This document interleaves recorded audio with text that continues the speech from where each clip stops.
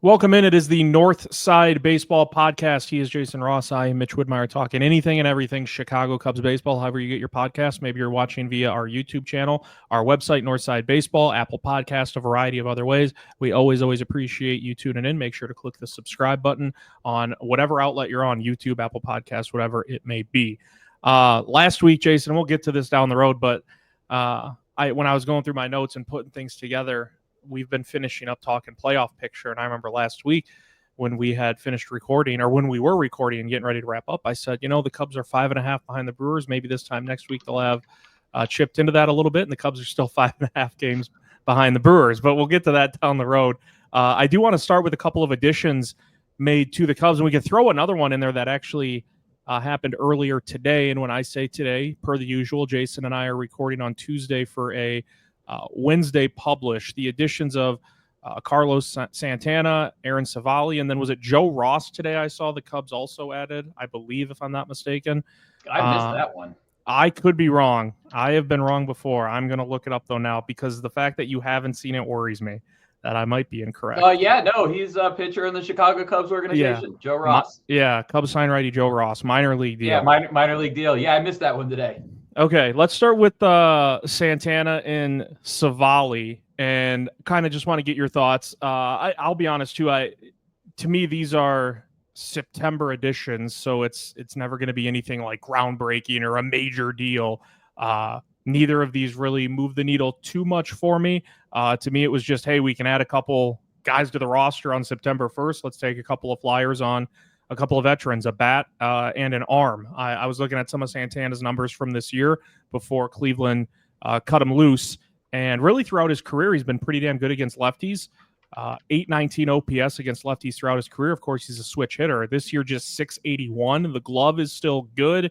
To me, it's a depth piece, maybe at first base for Michael Busch, a guy who can give you a pinch hit at bat in the postseason if he's on the postseason roster. Civale, I really, really want to defer to you on this one, Jason, because my main question for you is this an arm that you think about putting in the bullpen for the postseason, or is this just a guy who it's like, hey, we're going to need someone to eat some innings for us in September out of the bullpen, and we just saw him pitch, I think it was 3 in his first outing out of the bullpen with the Cubs. So I'm curious your thoughts on both, but especially Civale. Carlos Santana, I feel like I kind of wrote down that I'm not even quite certain he's going to be on the playoff roster. He feels like a good guy to have around in September. I mean, if Justin Turner gets hurt or something like that, then Carlos Santana can be your veteran guy off the bench who plays first base and can hit right-handed. A lot of his StatCast numbers just are not very good this year. It makes sense. I think that there are only 3 players 38 or older who have more than 150 plate appearances this year, and Santana and Turner are 2 of them. So the Cubs are kind of cornering the market on him. But at the age of 39, I think a lot of it suggests that he's done. That it's just kind of over with him, which is kind of a bummer. I mean, he's had such a long career. I mean, a good career too. Almost 30 wins in his career. I've got his Fangraphs page pulled up. Kind of like Turner, he gives you a good at bat. That's one thing you kind of stake your claim on. He'll give you a good at bat. He can hit for both sides of the plate. I have a feeling that he's probably not even going to be there when it comes playoff time, but it's such his life. Civale's kind of a different story. I think Civale's going to kind of depend on a couple of things. He kind of reminds me a little bit of a Javier Assad in many ways, where he's going to be a guy who I think the Cubs can use him in a swing role. We saw him come out of the bullpen, do 3 innings the other day, which were really important innings. He's not going to throw super hard. I think his max velocity was at 93 or so. He's averaging a 93, which is up a tick than what he was as a starter.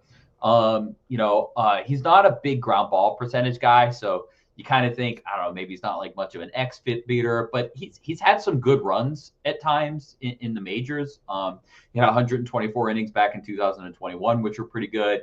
In 2023, 4.10 XFIP kind of guy. He's sitting around that kind of Jameson Tyone area on those kinds of times. So let's say Tyone doesn't come back super healthy and you leave him off your playoff roster, maybe Mike Soroka This kind of says that maybe they're not really confident that Soroka's going to come back and give them valuable innings as you go. You could put Civale as a guy in your bullpen, especially if you're not going to do a lot of starters. I mean, if you're going to go into let's say you go into the playoffs and you go more of the Los Angeles Dodgers route where it's Shota, Boyd, and Horton, and then fourth day is always kind of like bullpen day, but you've got Aaron Civale and Colin Ray who give a couple different options there who can go 3 to 5 innings if you really want them to. Ben Brown is another potential. So you kind of maybe build a bullpen with kind of those guys, and that's your fourth playoff starter where you kind of say, hey, you know what, we know Colin Ray, we know Aaron Civale, we know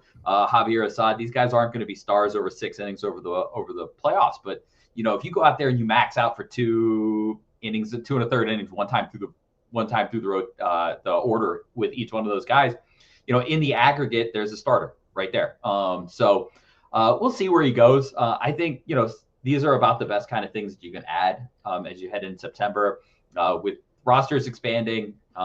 It's either going to be kind of these guys or you're like going with like a Connor Noland from AAA who,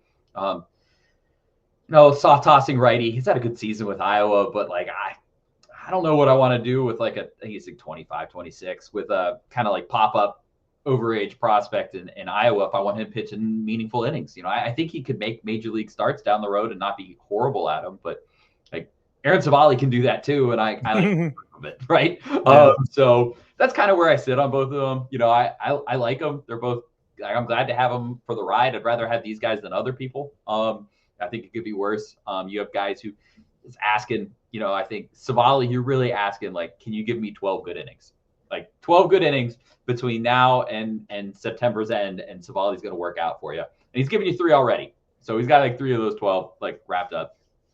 If Carlos Santana can give you a hit or two, like in a couple spots, if he can give somebody a day off, if you could put him in as a defensive replacement for Justin Turner and kind of make those plays, I think it's good. And, one of the cool things about Santana is, we're seeing it tonight. And, you guys will know the results of it tomorrow morning when you guys are listening to us. But Kevin Alcantara came up and Owen Casey went down. And, I think Owen Casey looked pretty good in his small little time, but Owen Casey can't play center field like this, and Kevin Alcantara does. He gives you a right-handed option off the bench who can play a plus-ish defensive center field and hit right-handed, which then kind of frees up Willie Castro to not have to be your center field guy for PCA, and you get a little bit of extra. So having like Carlos Santana around probably shifts that a little bit. Owen Casey isn't starting tonight against a lefty in center field ever. I think there's the positive of that end too, at least in the last month. I like Pete Crow-Armstrong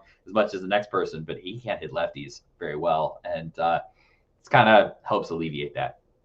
So out of the 2, Santana, Civale, if I'm hearing you correctly, you think it's more likely if you had to pick one that is more likely to make the postseason roster, it'd be Civale? Yeah, I think it's Civale. He's younger he's 30 years old, so you can be like, well, I don't think he's gonna with Santana at his age, I just don't think that there's a lot in the data that makes me excited about like positives where you could fix it. Civale has a little bit of that like Colin Ray build. The Cubs have been successful with kind of guys like that, and how much the Cubs are really going to be like, hey Aaron, like you're going to be here for a month, let's like completely rebuild you as a starting pitcher. Probably like one, probably unlikely that you're even going to try that. But 2, you probably don't want to like have them take your trade secrets with them next year. That's probably not what the goal is on that, to basically like make them even better and let them go like pitch really well for the Brewers or somebody like that.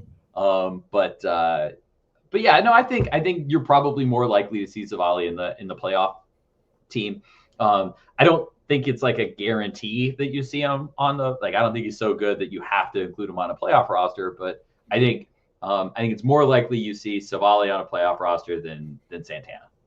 I think it's interesting you brought up, come postseason time, and the Cubs are going to the playoffs. They have a 99.7% chance to make the playoffs, and you brought up, if you get out of the wild card round and it's a longer series, and you have Shota, you have Boyd, you have Horton, and then fourth, you mentioned it can be Ray, it can be accommodate maybe Tyon's back, maybe Soroka, doubtful, but who knows? And you mentioned the Dodgers and what they did last year, and I think that's really key. I believe we've talked about it before, but the Dodgers last postseason, Jason, they won it, and they basically had a couple of healthy starters and then really, really leaned on their bullpen. Mm-hmm. And so depending on, my trust, your trust, the fans' trust in the Cubs bullpen, like, it is possible to win when you don't have, one top tier arm after another, because the Dodgers kind of had that, but a lot of them were hurt last year for the postseason. Yeah, the Rangers kind of ran the same gambit a couple years ago when they won the World Series. Yeah, same thing. We have it in our head. You got to have this like Madison Bumgarner who's going to go out there and like pitch twice in a 7-game series and just shut everybody down. And that's certainly one way to win in the playoffs. But I don't think that there's one guaranteed way that you win anything in the sport. And like boiling it down to like, we have to do it this way, I don't think it's necessarily the case. If you started Tyon, but you said, listen, you're going through the order one time. Civale, you're going through the order one time. And, we're going to switch it up and we'll do like somebody in between you two, like Ben Brown, where you kind of have you're almost like shifting what you're looking at. You're giving like 9 hitters to each guy. In the aggregate, you create a starter right there, but then you take away all the pitfalls of like, well, like what happens when somebody sees you a second time? What happens when you start to tire out? You can add a little bit more juice to your pitches. And all of a sudden, it's not just Aaron Civale who's starting today. It's like 2-inning Aaron Civale plus 2-inning Jamison Tyon plus 2-inning Ben Brown. You get 6 innings out of it, but each guy's like the starter and given all their juice for like 2 innings. They're a little bit better than kind of what they would be if you said, all right, listen, Aaron, you're going to go 5 2/3 tonight. We need you to kind of like really conserve it for 90 pitches instead of saying, hey, Aaron, you, like 35 pitches, like go get him, bud. Throw as hard as you can. So I think, I'm not saying that's necessarily going to be the case. It gives you options. And if there's one thing that you can kind of like bank Jed Hoyer on is that he collects pitchers like they're the Infinity Stones. Like if there's a pitcher that's alive, the Cubs will probably sign him to at least a minor league contract, just like Joe Ross, who's somebody I haven't. He had Kenta Maeda throwing a AAA. Yeah, Kenta Maeda. I mean, if you Spencer Turnbull is down in Iowa, yeah, I mean Spencer Turnbull's down there. If you're over the age of 30 and maybe the Cubs can fix you a little bit, they'll throw you in Iowa for a little bit. So they love all of them, and so yeah, I think Civale gives you some options. Like I said, I don't necessarily think he's gonna be on the playoff roster, but I think there's pathways to where he ends up there more so than Santana. I think Santana's real own pathway to being on a playoff roster is like Justin Turner like breaks his leg. Like Turner breaks his leg. All right, now you have Santana. Other than that, I don't see a space for him and on the playoff roster where I think Civale has a bunch of different permeations where he kind of makes it.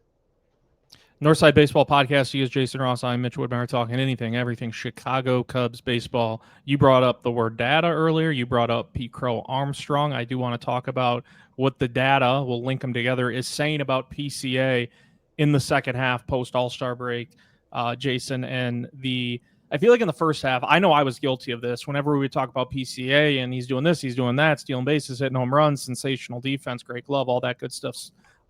Always brought up like, man, that chase rate is alarming. Like when you would pull up his StatCast page, it was a bunch of red in the first half, but that chase rate was always way, way, way down in the blue, and it hasn't really improved despite a monster first half, and he's not walking anymore. He's not squaring it up. I was just looking at some base numbers, like in the first half, he slashed 265, 302, 544, had 25 homers and 27 stolen bases. In the second half, slash line is 212, 261, 363, 3 home runs, 4 stolen bases. It's hard to steal bases when you aren't getting on base. I'm wondering your thoughts about what the data is showing you about PCA, and do you think, Jason, that do you think it could be at least somewhat tied to being a case of, the weak spots that PCA has, specifically the chase rate, are just finally really catching up to him in the second half, or what do you see with the data in Pete Crow-Armstrong? Mechanical. It's mechanical, I think. I dove into his StatCast data for this. So when I dove into his StatCast data, StatCast has a lot of batting stance data that you can find. So like Where is the guy putting his front foot? Where does he make contact with the baseball? And one of the things I did is I kind of separated PCA season out. And, I just kind of did it crudely in terms of like when I did it, but basically beginning of the season until July, like June 30th, July 1st on. Cause I think July is like in my head, kind of like the quickest, like kind of separator right now between when the Cubs offense was good and when it was bad. And one of the things I noticed with Pete Crow-Armstrong, and this isn't, it's not going to sound like it's a massive change, but a couple of the changes I've noticed, he's standing the same amount of distance off the plate, right? So he's about like depth wise, like off the plate, almost exactly where he was the first half. But there's been a creep up in the box for him. It's about a few inches front, more like towards the front of the box on the initial swing, but his front foot is then taking a larger step. So what is happening is he's moved up in the box and his front foot is striding a little extra. And what that's done is it's changed the point of contact where PCA touches the baseball initially about 3 inches in front of the plate. This is usually a good recipe for like, hey, I want you to pull the ball more. So when we look at Matt Shaw was actually making contact behind the front of the plate before All-Star break. Like his initial contact was, if the front of the plate is here, it's behind front of the plate. And some guys do that and they're fine. Cody Bellinger is a guy like that. And he still manages to pull the baseball, whatever. But if you really want to start pulling the ball more, the best way to do that is by connecting with the ball in front of the plate. Well, PCA already did that. Now he's connecting with it even further in front of the plate. And we can see that his season pull rate is about 51.8%. Since July 1st, his pull rate is 56.7%. He's pulling the ball about 5% more. In theory, a good thing. Except what have we seen? We've seen his medium contact and his soft contact kind of stagnate. So he's not hitting the ball harder despite the fact that he's pulling it. What we do notice, though, is his ground ball rate is up 5%.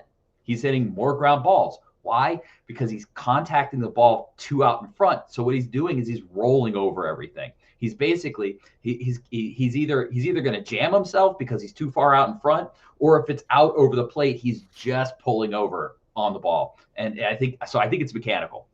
He's got to get a little bit further in the plate. You've got to pull that point of contact a little bit deeper into the zone again. Because with all things, there's too much of a good thing. And while we want hitters to be pulling the ball, I just wrote an article about Matt Shaw and pulling the ball. That's why I can say this. And the data basically says like please pull the ball, good things happen. And if you didn't get a chance to check that article out, I talked about his sacrifice fly against Emmanuel Clase a couple months ago, where they walked the game off. He hit like 377 feet deep center, walked the game off on a sac fly. His like expected batting average on that play is like, in the 400s because he hit the hell out of the baseball. But expected data only takes the launch angle and the exit velocity into account. They don't take into account field. And if you hit the ball at that exact exit velocity to center field, only 5 hits have landed all season like that. However, you put it in left field, 6 hits have hit and 16 home runs. So like pulling the ball is like a really good thing. And Pete Crow-Armstrong is a great exception for that right now. What Pete's doing is he's pulling too much. He's rolling over pitches that he shouldn't be pulling. And when the ball is inside, he's unable to get a good part of the bat to it. So I think PCA's issue right now is mechanical. I think it's fixable. It's fixable, but like they got to do some work on it if it's really gonna kind of happen. And I think that's why we've seen the home runs dry up. That's why we've seen a little bit more of a frustration from him, because he's doing a good job. He's not swinging as many pitches that are outside of the zone. He's making more contact. These are good things, but I just think we're kind of at a point where like mechanically he's gone a little bit too far getting in front of the plate. I think his step's a little bit too long right now. And if you can kind of tighten that stuff up, I think we can get back to a pretty good PCA. Did you see the at bat in the 6th inning on Monday against Atlanta?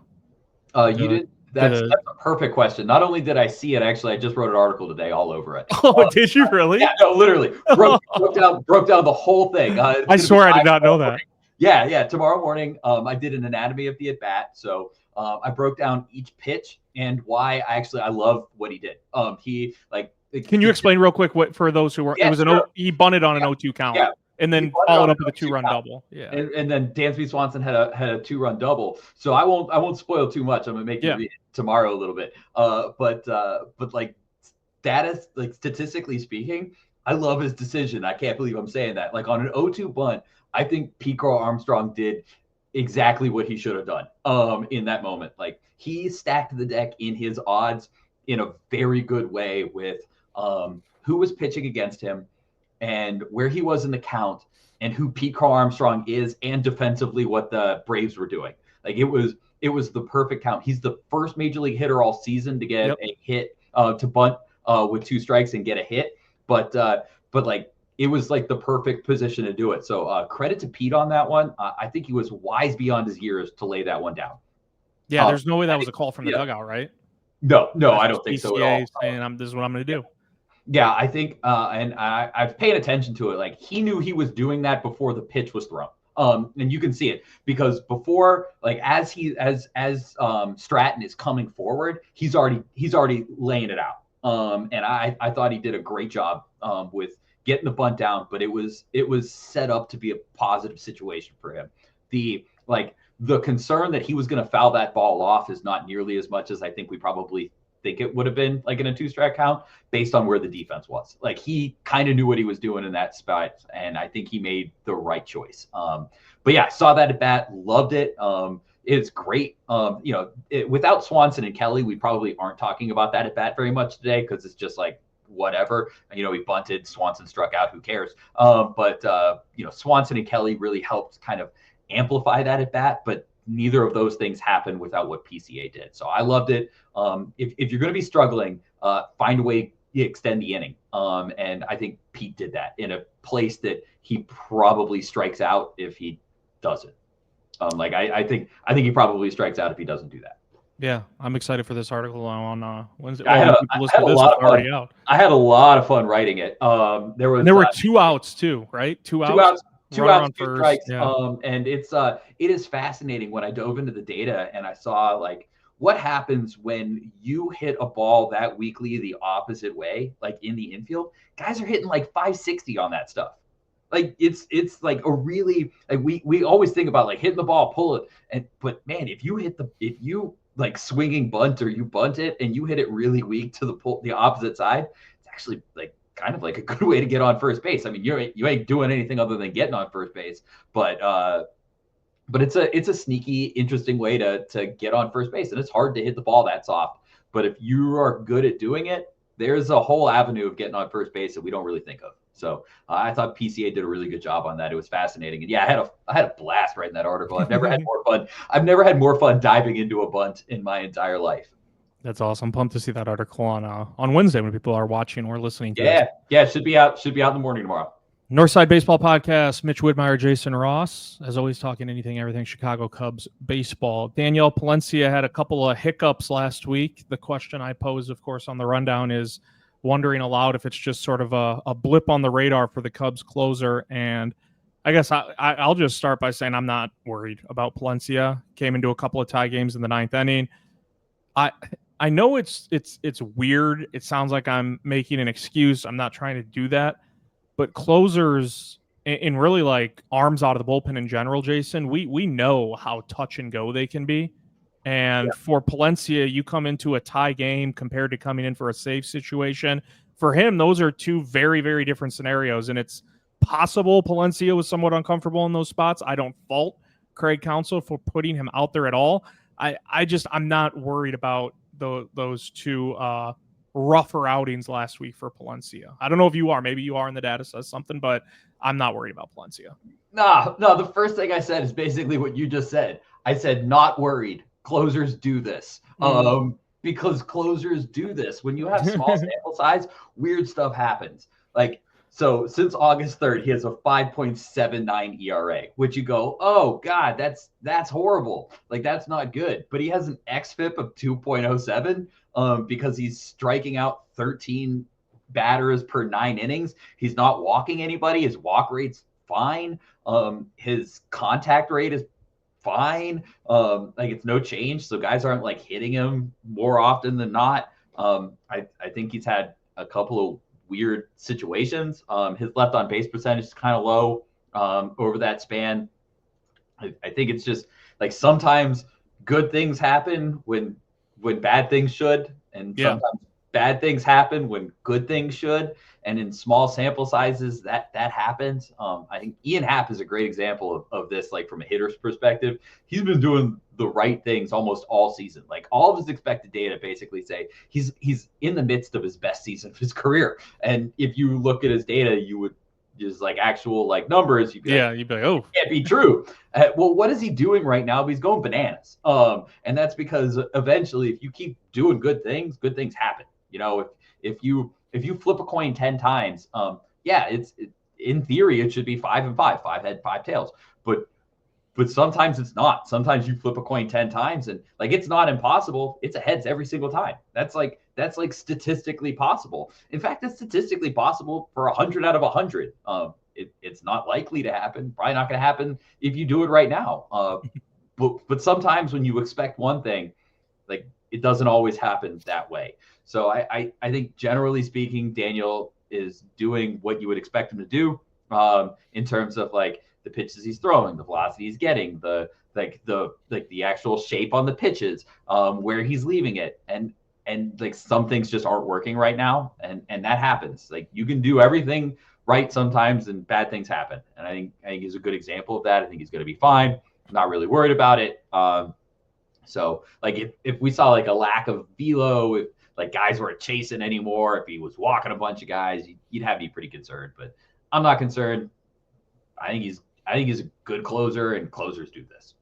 You know what's crazy, Jason? I don't know if this has happened to you, but it was just a couple of weeks ago. Palencia came out to close the door in the 9th inning of a game, and for some reason, it just entered my mind. I was like, because he's been that good this year, and to me, it was somewhat unexpected. But he came out in the 9th inning, he was mowing it down, and the thought crossed my mind. I was just like, holy crap, Ryan Presley was supposed to be this team's closer this year. Like Ryan Presley started the year as the 9th inning guy for this team. He's not even on the team anymore. And part of it is the struggles that Presley had, but another part of that is the comfortability the Cubs had in trusting Palencia in that role. I just think when we really zoom out the microscope and look at this team in this season, Palencia has been one of the really, really, really cool stories for the Chicago Cubs. Definitely can't go unnoticed.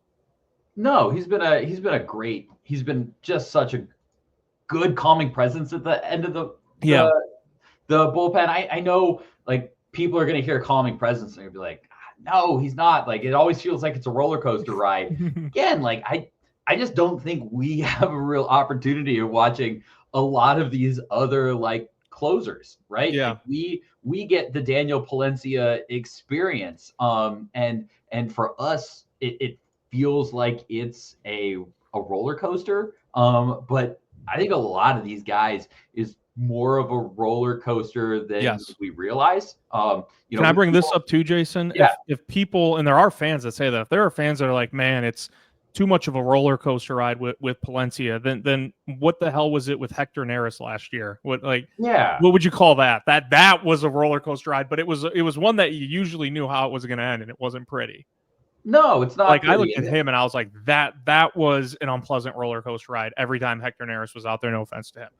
It really was. It was rough, and like we forget that these guys like this is what they do sometimes, where they have like up and down, where like all of a sudden there's like 5 appearances in a row where it just doesn't feel like things are going like really perfect for them. I mean, I'll just pull up somebody. Pete Fairbanks.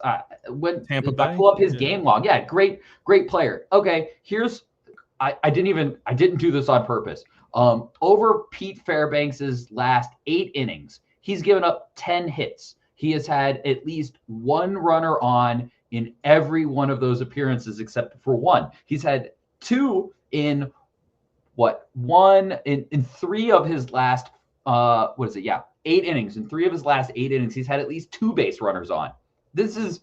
And Pete Fairbanks is a good closer. Like he's a good reliever. He's been a good reliever for a few seasons. I think he's actually more seasons than I realized. Pete Fairbanks has been one of the better relievers in baseball since like COVID.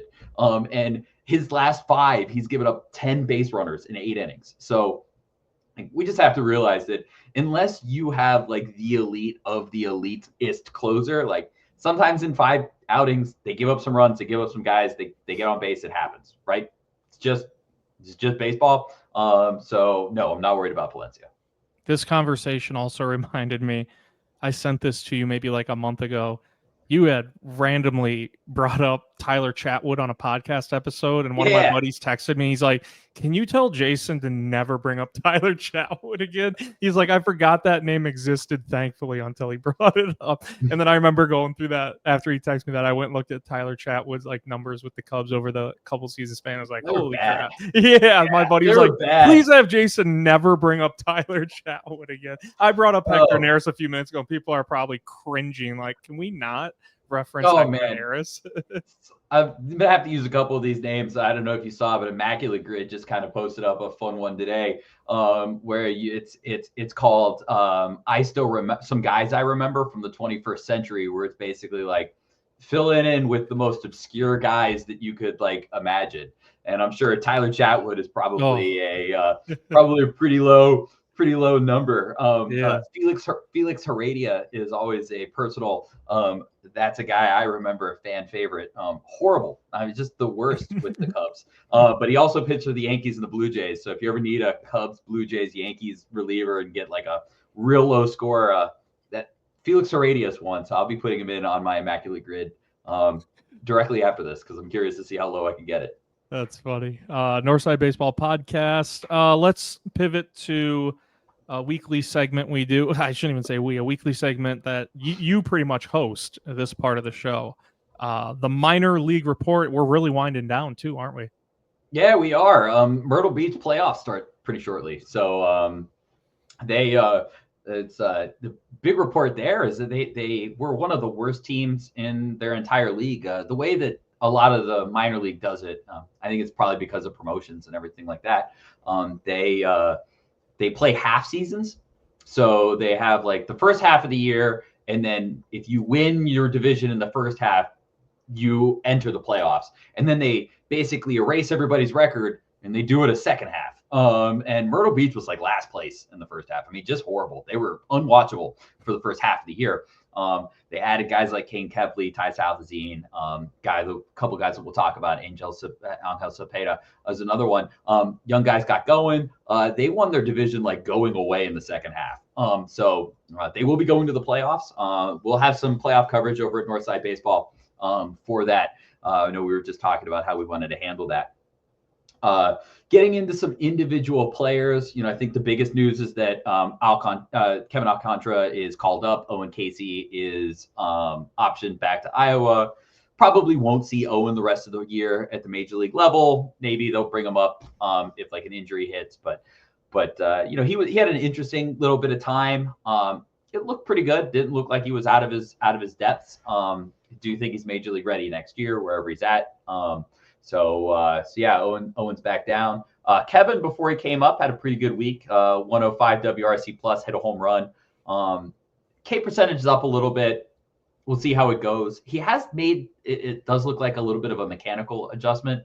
He's not so upright. There's a little bit more of a like a crouch, a bounce to him. He is starting for the Chicago Cubs and batting 9th tonight. So keep an eye out on what he looks like. I'm kind of interested to see what he looks like. Mo Ballesteros hit a home run yesterday. K's are back down, 105 WRC plus. We'll see if that can get him going a little bit more to end out the season down in Iowa. Johnny Long didn't have a really great day, great week, I should say. 65 WRC plus. Walks have really dried up for him over the last little bit. He's had such a good year that I let it go. His batted ball data just looked great on the season. Another guy, he's major league ready. He's going to be playing somewhere next year. He deserves to be playing Major League Baseball. I know that there's been a little bit of an outcry. Can he play outfield at Wrigley Field? I think he started like 7 games at left field all season. I think the Cubs are telling you, no, they do not believe that he is a corner outfielder, and that's okay. Not everybody's a corner outfielder. I don't think Johnny Long is. Moving down to Tennessee, Jackson Wiggins pitched again this week. He went 2 innings, struck out 2, didn't walk anybody. Breaking stuff, rusty, fastball, looked great, 98 to 101. I do believe, and I'm just going to double check this because this is a stat that did just pop back up into my head. Now, I will preface this. This is and yes, it is. Nope, he did. So he gave up 2 hits in his last game. So you have 2 hits in his 2 innings. Those are the first hits Jackson Wiggins has given up since June. Now I will say he missed some time. He missed some time, but still, that's just an awesome stat. So if you wanted a little bit of a fun stat from Wiggins, but the fastball looked really good. Breaking ball, I mean, he missed so much time. He took some time off, so like it's not surprising that the secondary stuff didn't look good. But he's ready for Iowa to start the year next year. He will be in Iowa, I think, when he starts the year. Jefferson Rojas had his first pretty good week at Tennessee. He's really been struggling out there. But he had 7 hits on the week. They were all singles, so we're still waiting for the power, but basically league average week with 98 WRC plus. Walks and strikeouts still kind of in line. That's a good sign. I'd like to have him have like one real good week in Tennessee before he hits the off season. 2 Myrtle Beach guys who proved that they are human. Both Kane Kepley and Ty Southazine, who basically have been getting on once out of every 2 at bats, did have human weeks, both in like the 70s for their WRC plus. Southazine struck out a little bit. Kepley walked more times than he struck out still. But neither of them had really big weeks. They've been a lot of fun lately. When you have an on-base percentage basically hovering around 500 for a full month, you are allowed a poor week. So I'm willing to give both of them a pass for basically the rest of the season. But they will have the playoffs coming up.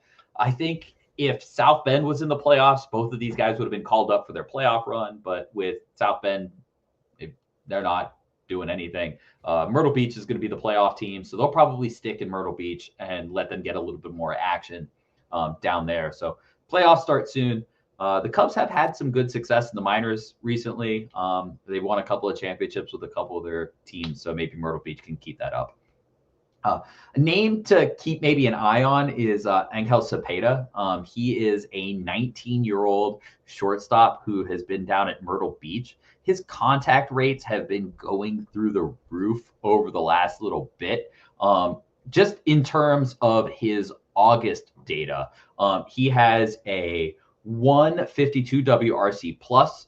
His walk rate is admittedly a little bit low. And I think it's like 4% over that time, which on one hand is a little bit of a problem. He is a free swinger. I'd like to see that number kind of bump up a bit, but he is also making a lot more contact. So a lot of times kind of goes hand in hand. Guys don't walk very much when they're hitting the ball pretty often, but he's starting to really kind of settle in. I believe, where was the data? I'm just looking for it in terms of his data, but in terms of players at his age and his level, he's been one of the best hitters in all of minor leagues, which is something that we probably have missed on the year when we talked about Cepeda. But his data down in the Carolina leagues has been pretty darn good. And I can't find the tweet that I had. Right. Oh, here it is. There are 3 qualified hitters in the Carolina league who are 19 years or younger. And he has one of the top 3 WRC plus in the league. So like age relative to league, he's had a really, really good season. Keep him on the back burner as a name, maybe kind of comes up big next year. I do think he'll be in South Bend.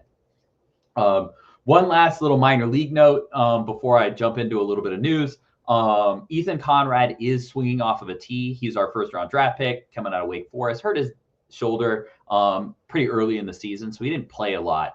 We already knew he wasn't going to play this offseason or this kind of fall and ending into the offseason, but he's hitting off a tee. He's going to be ready to go next year. I think he's a fun one. We do have 2 pieces of news. We don't have the full roster yet, but Arizona Fall League is about to kick up. For for those of you who are kind of unaware of the fall league and what it is, in the fall, all major league teams send a handful of players to what they call the Arizona Fall League. This is kind of like an honor for a lot of players, hitters, honor for hitters, to get to be selected there. It's usually kind of an insight to see how teams feel about guys. Owen Casey's been down there. Moises Ballesteros has been down there. Brennan Davis, former Cubs farmhand Brennan Davis, spent some time down there. It's not a great place for pitching, though. Pitchers, teams don't want to waste bullets down in the fall league. But we're starting to see some names that the Cubs are going to probably send down there. Ed Howard, former first-round draft pick, had another bad season, lots of injuries. I feel for the guy. I know a lot of people think he's a bust. I hesitate to call him a bust because I think the COVID draft was insane to begin with, but like he's had so many bad injuries that really aren't on him. I guess technically that makes him a bust, but just hasn't worked out for him. But he'll be down to the fall league. I feel like Ed Howard and me is like that scene from Brokeback Mountain where I just can't quit him. I want him to do well. He seems like he's a good guy. He's worked his tail off, keeps getting hurt. He'll be down there. And Cole Mathis, second round pick last year, didn't hit great at Myrtle Beach up through May. Then he got hurt. So we really haven't seen him. He's coming back from Tommy John. He does, according to Arizona Phil, who is kind of our best insight on what's happening in Arizona at the Complex League. He's been working exclusively at third base, which is great. That means his elbow must be feeling better. I'm excited to see him in the fall league. This has kind of been a lost year for him, which sucks. He was a second round pick last year. It was kind of an exciting prospect at the time, great batted ball data, and then just didn't hit in Myrtle Beach in a small amount of time and then got hurt. Basically, has missed most of the year. So those guys will be down at the Arizona Fall League. Probably see a couple extra guys added to that. Jefferson Rojas might be a name with kind of the mediocre end of kind of the season he's had. Christian Hernandez could be another one. Top prospect a couple years ago. Big IFA signed Christian Hernandez. He's had a pretty good year. Did set a record with South Bend with most steals in a season. So that was really cool. He had a good season. Not showing the power yet, but he's got a big body. So like it could muscle mass could be added there. You could find a couple extra home runs. But yeah, minor league season is really winding down. We don't have much more time with these, and a lot of these teams will, South Bend and Knoxville, they will not be playing in the playoffs. So their seasons will be over. You'll see some of those guys maybe bump to Iowa or bump back down to Myrtle Beach, just to get a little extra work in. But yeah, minor league season running its course. Yeah, I always appreciate that segment too. Different names every week. Some that haven't even been on my radar at all. So yeah, it is, I guess, in accordance with it winding down. That means the MLB season's also winding down. Yes, we'll finish up taking a look at the playoff picture. I led the show by saying, last week when we were recording, I was like, hey, 5.5 back, and the Cubs have the Giants and the Rockies, and the Brewers have I forget the first team, but then they're in Toronto against the Blue Jays, and I was like, maybe go ahead. No, it's because they're playing the Phillies right now, so it's not. Phillies, yeah. I know the Phillies and the Blue Jays were on there.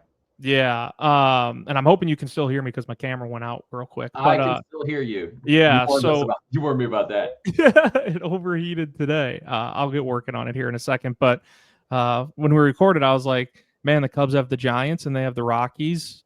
You would expect them. I was kind of hoping 4 of 6, 5 of 6 is a pipe dream, and then you get swept by San Francisco. So obviously it doesn't go according to plan.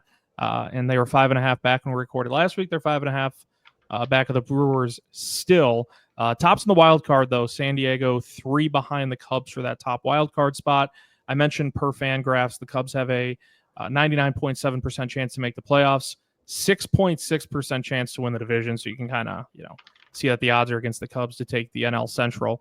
I was talking to some buddies just yesterday, Jason, and we were all there were 4 of us counting myself, and we were all in agreement. Like, kind of a weird spot where, and I don't know if you feel this way, the Cubs are 20 above 500 in September. They're going to the playoffs. There's been a playoff drought for a few years now, and yet there's something like incredibly frustrating about watching this team sometime that I like the coming so close the last couple of years and still missing out on the playoffs. Like, that's frustrating, but I wasn't like day in, day out for months on end, like frustrated with the product necessarily as much as I am this year. And I don't know what it is. I'm not taking this season for granted. I'll be fully invested the rest of the way and into the postseason.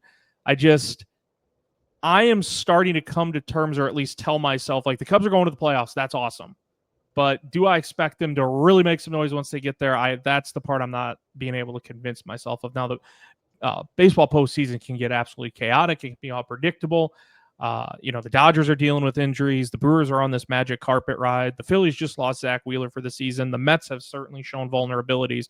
And yet, despite all that, it's hard for me to kind of wrap my mind around convincing myself that the Cubs could make a deep run. So it's like I'm super pumped with the year they've had. They're going to the playoffs, but they're very frustrating to watch sometimes. I guess the one thing that I'll say is this, is that I think frustration is good. We only get frustrated with teams that we expect a lot out of. I think part of the reason why we weren't all that frustrated, at least I wasn't all that frustrated with the last two seasons, is because it was like, well, maybe if everything goes well, they'll win 84 games.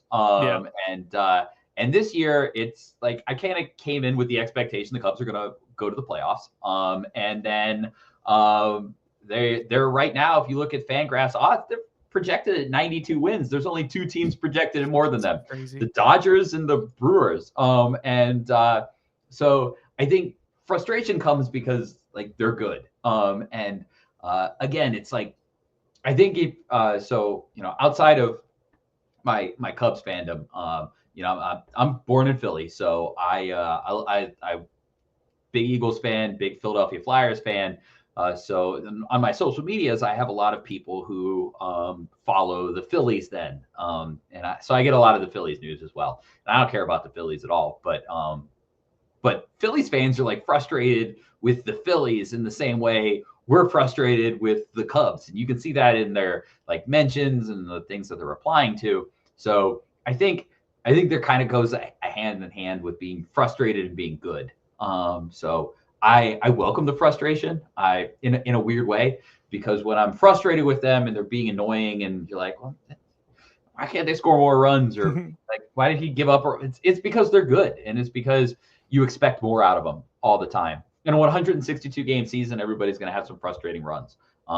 My hope is that yesterday's win really felt like if you're going to make September happen, like that win on down September 6-2. 1st, down 6-2, PCA bunts with 2 strikes, Dansby Swanson hits the double, Carson Kelly hits a home run, Carson Kelly wins the game. Yep. You're like Aaron Civale comes out, throws 3 scoreless innings. These are all the recipes you need for a springboard, right? Yeah. This is exactly what that looks like. What does September 2nd look like? Well, I'm not quite certain, but on the other hand, you had the Brewers. They lost. They gave up 10 runs. They're playing the Phillies. They were up big. They were up big. They had the check swing. I know people are upset he about didn't the umpires. Whether he went or not, my rule on umpires is always if you leave the game up to the umpires, it's your own damn fault. Like you have nobody to blame but yourself. And I say that for the Cubs too. So like, this isn't me just like getting on the Brewers. If the Cubs lost the same way, first thing I'd say is don't give up 10 runs. Like that's a you problem. If he went or he didn't go, like, yeah, it sucks, but you gave up 10 runs. That's the problem. It isn't that the umpire made a mistake. Umpires make mistakes. Maybe made a mistake, right? It's not. But like the thing is like you control yourselves far more than the umpire controls you. Yep. So, but like all these things happened yesterday, and it's like if you were going to write a story and you were going to say, all right, the Cubs come back and win the division, what does the start of that look like? I think yesterday is exactly what that looks like. That's not me saying that's going to happen. There is a full month of baseball to play, and like who knows what happens. But if the Cubs were going to do a reverse 2018 on the Brewers, I think it looks exactly like that, right? On September 1st, on Labor Day, both teams, they flip-flop in terms of their fortunes. One team blows a big lead. The other team comes back from a big lead. Kind of weird things happen and momentum switches. And now everything happens for both of them in terms of like snowball and downhill. So we'll see what ends up happening with it. But, I I said last week that I thought it was going to come down to the last series. I still think that. I still do. I still think it's coming down to the last series. Right. Yeah, it's 2 games, right? You get we're 2 games away from that really being a realistic outcome. The Brewers are playing a lot of games in a short amount of time. The Cubs do have a break this week. I think it's Thursday. They have a little bit of a timeout. They can again relax. You add some of these kind of like additions in there, like Aaron Civale, and like this, you can kind of like make it through this time period. So I think they're there. So the frustration to me, like kind of going back to it, is it's like I like it. Bring on the frustration, because if I'm frustrated, it means I'm caring and I'm invested. And I'm not invested as much on a 78 win Cubs team. I will note too, for like maybe people stumbling across this that aren't ride and die Cub fans or don't watch the team, on a even semi-regular basis, the importance of what you brought up, Jason, with that win yesterday, because people will be, oh, they came back from 6-2. That's impressive. That's a good win. This team went through about a month and a half stretch where if they ever got down, it felt like the game was over. And so it wasn't just like, hey, they were down a run or two and they came back and won. Like them being down 6-2 and come back and winning is significant, because we just went through a stretch with them where if they were down in a game, it felt like it was over. And so for them to come back in this game, just it felt like it could, like you said, it could be the start of a nice little stretch here where you have 2 more with Atlanta, then 3 with Washington, then 3 more with Atlanta in Atlanta. Maybe you roll off 7 of 9 somehow here and really get things kicked into gear. I agree with you that if there was a pivot point kind of where it's like, okay, the Cubs can get back on track. Mentally, what that win did for them yesterday, I think, is huge. Telling them, like, wow, we were down 6-2. We're not out of it. Whereas the last month, if they were down 6-2, I don't care who they're playing, who's in the mound. I'm like, it's over. It's just that they would lose those games. So I'm with you that yesterday could be a pivot point. I turned the game off for a few minutes yesterday. Did you? Yeah, I turned it off. I had no shame about that. I get frustrated sometimes. I'm like, I can't watch this for a few minutes. I turn it off. Usually what'll end up happening is like I'll turn it off on the TV, but like on my phone, I'll be like, well, I'll just keep the stream up, just in case good things happen. Yeah. So like that's how I saw the Pete Crow-Armstrong button. It was on my phone. And then I immediately switched it back to the TV because I still had it like casting to my TV. But I do that where I get frustrated. Like, I can't watch this as my main thing. I'll just put it on my phone, set it up, and I'll do something else as I'm kind of paying attention. But yeah, I got there again yesterday where I was like, they're down by 4. Like, there's no way, right? There's no way. It's like the perfect, and it was all the perfect, like, kind of like setup for a Cubs loss recently. It's like, you're playing a bad team. Spencer Strider's pitching. He's been terrible this year. He strikes out 1 guy. He struck out 1 guy. So it's not even like, like vintage Spencer Strider showed up. Nope. Strider was not good. He just wasn't good. The Cubs were worse. They're down 6-2. They kind of like everything's going wrong. You had that fly ball drop in between PCA and Tucker. God. You had PCA almost overrun one in the first inning off the bat of, I think it was Michael Harris. Like that could have been terrible. There was so many frustrating moments that it was just like, I've seen this over the course of the last like 2 months. I don't like this movie.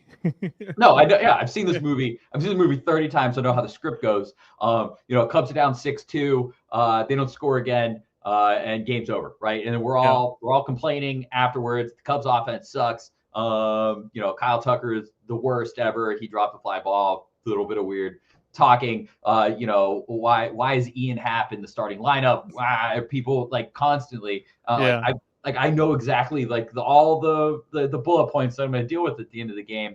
And then Pete has the bunt. Dansby Swanson hits a double. Like it's 6-4, and then all of a sudden you're like, all right, maybe, but like I still have seen this. And then Carson Kelly hits the 2-run home run, and it was like at that moment I was like, they're not going to lose the game. Like they can't lose this game. If they lose this game, like they're dead. Like that's demoralizing.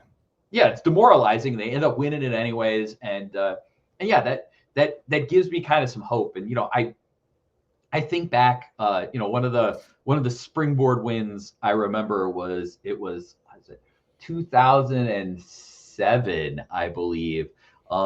Early June, day before Lou Piniella had just gotten thrown out against the Braves, and Mark DeRosa hits a grand slam. Cubs end up beating the Braves. and they were fine the rest of the season. Like they were supposed to be good. Things weren't going good. I remember like Mark DeRosa hits his grand slam against Braves. Lou Piniella had gotten thrown out. Everything's fine, right? Everything's fine. It's the same year. I think that actually started the winning streak that ended up with Aramis Ramirez hitting the walk-off home run against the Milwaukee Brewers, which is if that's ringing a bell for any of you, sorry, you're as old as I am nowadays. But that's like one of my all-time favorite Cubs moments. Was Aramis Ramirez's walk-off home run against the Brewers to I think it was win 7 games in a row. Also, if you're wondering, yes, I do remember all of these things. No, I do not remember if I put a trash bag back in the bin. My memory is selective. But those kinds of wins kind of stick out to you. So again, if you're looking back at this season and the Cubs end up winning the division, I think you had to have a win like this. So this is kind of a springboard moment. They got to put together the momentum. They got to go out tonight and they have to win tonight. They can't lose again tonight. They can't give it right back. This is a winnable game tonight. You've got Imanaga going. This is where we got to go. Yep. I agree with you. And we'll wrap up with this. The Cubs needed a win like that, and they needed and there goes my camera, and they needed the Brewers to have a loss like that. Yeah, they did. Because who knows what that does for them the rest of that series against Philadelphia. As for the Cubs, 2 more against Atlanta, then 3 against Washington over the weekend. As Jason said, it's Shota Imanaga going tonight, which is Tuesday, for a Wednesday publish against Wentz. Wednesday, Cade Horton against Elder, and then you welcome in the Washington Nationals for 3. So Cubs 5.5 back. Jason, maybe next week at this time, we'll be talking about the Cubs being less than 5 games behind the Brewers in the NL Central. That's the hope, at least.